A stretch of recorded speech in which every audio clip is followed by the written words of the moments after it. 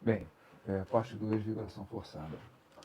Primeira etapa da vibração forçada é a vibração forçada sem amortecimento. Né? Então, o nosso modelo, né, ele agora, né, é um modelo, é o mesmo modelo que a gente tinha, né,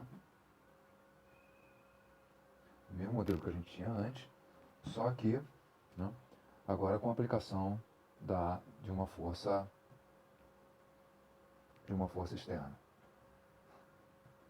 né, como está aqui. Né? Então, nós temos um sistema massa-mola, né, como nós tínhamos antes, só que agora a gente tem uma força externa aplicada, uma F de T aqui. Ok? Bom, então, o que acontece é o seguinte, a força externa, ela pode ser uma força de qualquer tipo. Né? A força ela pode assumir qualquer tipo, qualquer natureza.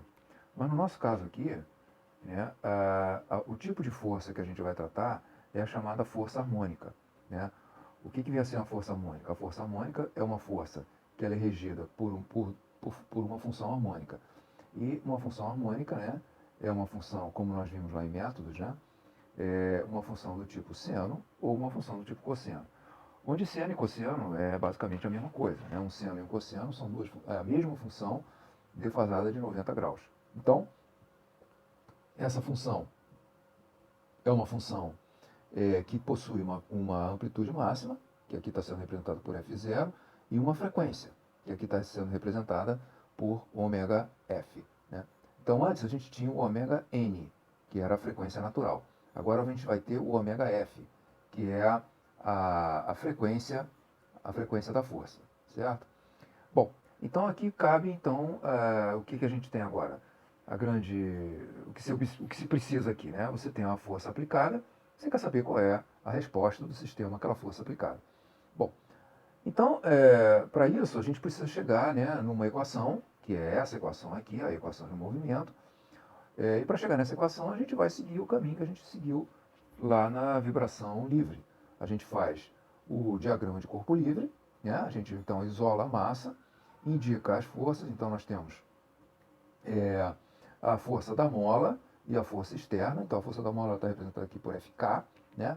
É importante aqui nessa observação que o peso ele é desconsiderado, porque a gente já sabe que ele é compensado durante o movimento pela deformação estática da mola. Então, aplicando a segunda lei, né, somatória das forças igual a m massa vezes aceleração, quais são as forças? A gente tem a força externa positiva, né, aplicada no sentido positivo do deslocamento, tomado como positivo para baixo, menos a força da mola, né, que está apontando para cima, a força que reage ao movimento.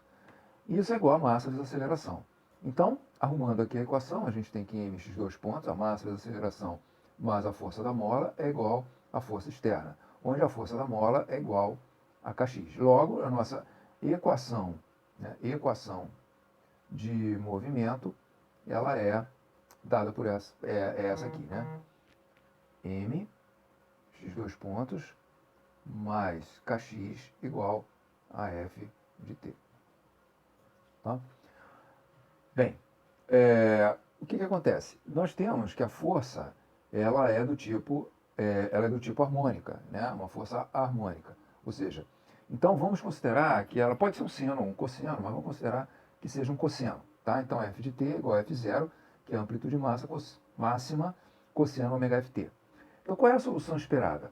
Bem, se a gente está aplicando um cosseno, né, uma força cossenoidal, a gente espera que o sistema responda com um deslocamento também cossenoidal. Né? Ou seja, o deslocamento ele vai ter uma amplitude máxima própria dele e vai ser regido por um cosseno, e obviamente que ele vai vibrar, ele vai ser comandado por essa frequência ωf, então ele vai responder também na frequência ωf. Tá? Bom, essa solução agora, né, x de t é igual a x cosseno de ômega ft, ela é diferente daquela solução que a gente trabalhou antes, né, da frequência natural. Porque naquela solução, o sistema vibrava de forma natural, livre, porque ele não existia uma força externa comandando a vibração. E ele vibrava a partir de condições iniciais. Tá? Agora não, ele vibra a partir de uma força imposta. Então, naquele caso, né, como está nessa observação aqui, vimos que a resposta do sistema representava a solução homogênea, né, porque tínhamos a equação igual a zero. Então, agora, como nós temos a resposta devida à força externa e nós já tínhamos a resposta devido às condições iniciais, né, a resposta livre, então a gente passa a dar nome a essas duas respostas. Então, a resposta que a gente tinha antes é a chamada resposta homogênea, né, porque se tratava de trabalhar com uma equação homogênea. E a que a gente tem agora é a resposta particular, porque é a solução, né, particular, porque ela está associada a uma força em particular, a uma condição particular de carregamento.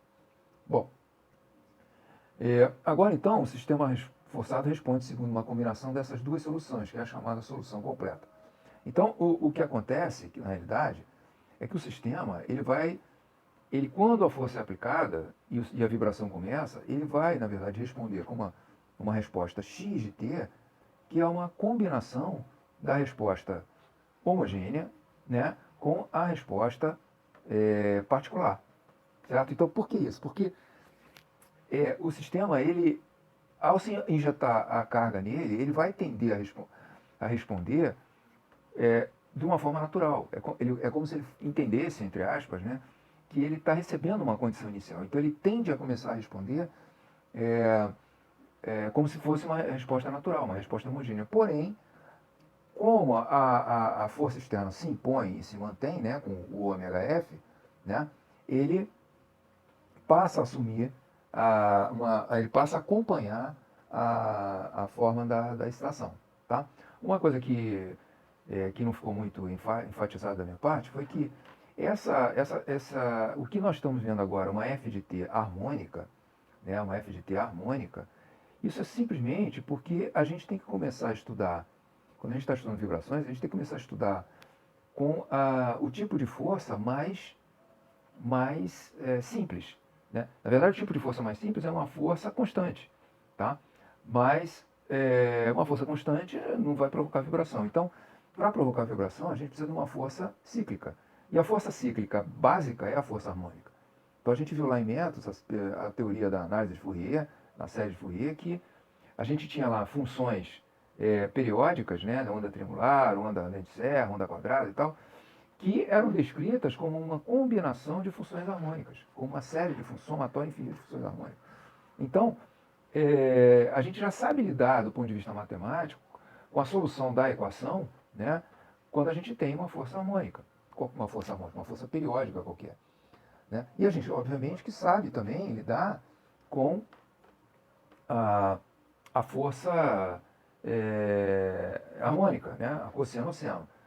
Mas, como a gente aqui está trabalhando com a parte física do assunto, a gente não vai se preocupar em ficar agora nesse momento, né? Aqui nesse nível de graduação, a gente não se preocupa em trabalhar com qualquer força.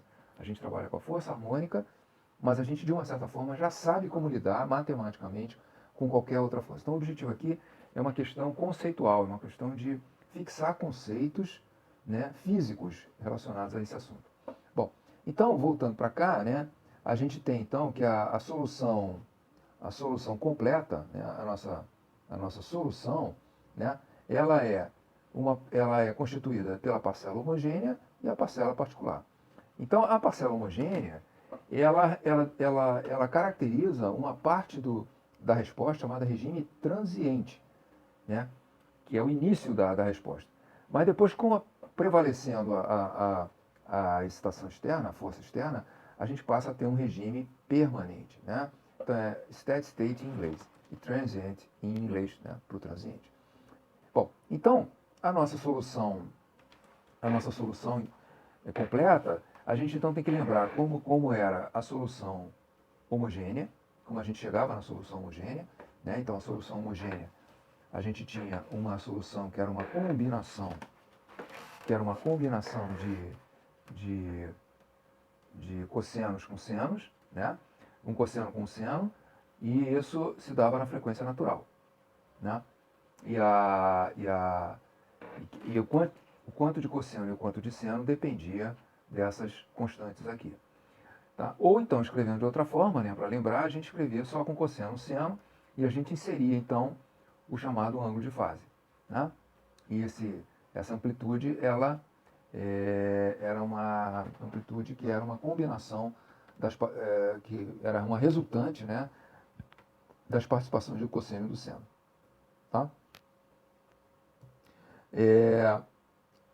Em relação à solução particular, né, então a gente vai ver agora a solução particular.